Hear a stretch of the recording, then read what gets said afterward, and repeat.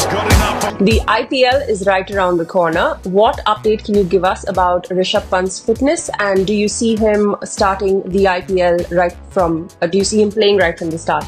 Yeah, well, I mean, you probably know as well as me, he's actually played some practice matches over the last couple of weeks, which have been really encouraging for us. We've obviously had worries and concerns that he might not have made it in time to be ready for the IPL this year. I mean, he was a huge loss for us last year, and what he went through, we can't even begin to describe what he's been through the last 12 or 14 months. But, seemingly back on track again. I know he's worked incredibly hard on his body and his fitness to get back to the level that he's at now. He's kept in one of those games. He's played he's fielded in these games, and the batting hasn't seemingly been an issue for him so far. So, we've still got a few weeks yet to see, just where he's at. We've got a camp 11 or 12 days prior to the IPL starting, of which I'll be at, and we'll all be keeping a really close eye on him. But like speaking to him, and even as far as 6 months ago, he was convinced he was going to be right to play.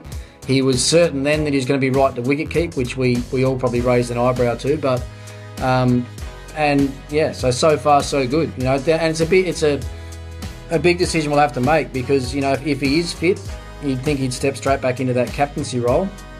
If he's not, entirely fit, and we have to use him in a slightly different role, then we've got some decisions to make there. But as a coaching group, and even with the owners last night, I was, had a conversation talking about all the different scenarios that revolve around Rishab. But we all keep our fingers crossed. I'm very hopeful, not from a selfish point of view as the coach of the Delhi Capitals, but I want to see him back playing cricket again. I think the whole world wants to see him back playing cricket again, and just playing with that youthful exuberance that he has. And if he does that, then I know he'll win some games for Delhi, and we'll have a good time along the way this season.